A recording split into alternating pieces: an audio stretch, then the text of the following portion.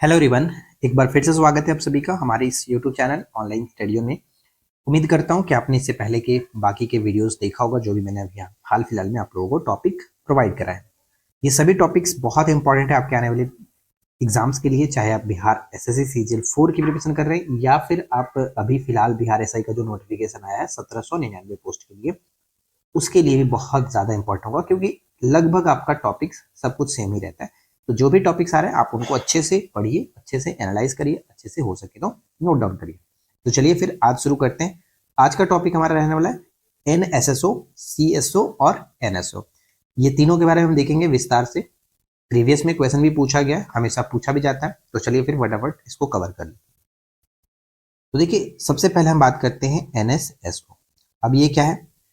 National sample survey office, इसका full form होता है, जिसका गठन 1950 में हुआ था। और इसका उद्देश्य था कि बड़े स्तर पर सैंपल सर्वे करना, जैसे कि सामाजिक, आर्थिक, उपभोक्ता खर्च, बेरोजगारी आदि, इन सभी का डाटा जो कि कलेक्ट करने का कार्य जो है वो एनएसएसओ करता था। ठीक है, इसका गठन 1950 में किया गया था, मुख्यालय नई दिल्ली में। इसके बाद फिर हम बात करते हैं सीएसओ, सेंट्रल स्टैटिस्टिकल ऑफिस है। ठीक है, इसका जो गठन होता है मई 1951 में होता है। अब तक सबसे ज्यादा जो पूछा गया है वो सीएसओ का गठन कब हुआ ये पूछा गया, तो ध्यान में रखिएगा कि मई 1951 को इसका गठन किया जाता है। राइट। अब इसका उद्देश्य क्या था? तो राष्ट्रीय स्तर पर सांख्यिकी डाटा तैयार करना और नीति निर्धारण करने में सहयोग करना। इसका मुख्यालय भी आपका नई दिल्ली हो जाएगा, ये याद रखें। अब इसके बाद हम अगर आगे बढ़े तो इन दोनों को मिला करके, यानी एनएसएसओ को और साथ में सीएसओ को मिला करके अलग संस्था बनाया गया जिसका नाम दिया गया एनएसओ। ठीक है, ध्यान दे दीजिएगा कि एनएसएसओ और सीएसओ को मिला करके एक अलग संस्था बना जिसका नाम रखा गया एनएसओ, नेशनल स्टैटिस्टिकल ऑफिस। ठीक है, या फिर ऑर्गेनाइजेशन भी कह सकते हो आप। इसका गठन किया गया था 23 मई 2019 को। 23 मई 2019 को गठन होता है, सीएसओ और एनएसएसओ को मिलाकर के बनाया गया। अब इसका उद्देश्य क्या रहा कि एकीकृत सांख्यिकीय प्रणाली के तहत सभी आंकड़े एक ही संस्था द्वारा इकट्ठा और रिपोर्ट किया जाए। पहले अलग अलग संस्था, दो अलग अलग संस्था थी, दो अलग अलग रिपोर्ट्स बनाती थी। तो इसका कार्य ये हुआ कि एकीकृत सांख्यिकीय प्रणाली के तहत सभी आंकड़ों को एक जगह पर एक ही संस्था के द्वारा जो कि बनाया जाए, इकट्ठा किया जाए। अब ये जो पूछा जा सकता है कि एनएसओ जो है वो किस मंत्रालय के अधीन है, तो ध्यान में रखना है कि ये जो मंत्रालय आता है वो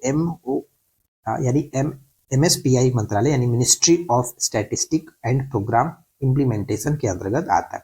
राइट। यह संस्था आंकड़ों को इकट्ठा करती है, उनका विश्लेषण करती है और रिपोर्ट तैयार करती है। राइट।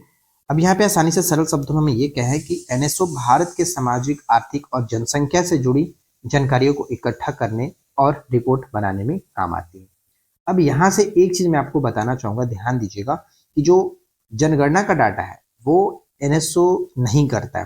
ध्यान रखिएगा, मैंने लिख दिया नोट पॉइंट में कि जनगणना जो है वो आरजीआई यानी कि रजिस्ट्रार जनरल ऑफ इंडिया करता है, जो कि गृह मंत्रालय के अधीन आता है।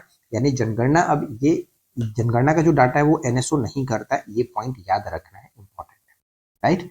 तो देखिए ये छोटा सा वीडियो था, उम्मीद करता हूँ कि छोटे से वीडियो से आपको कुछ ना कुछ जानने को मिला होगा।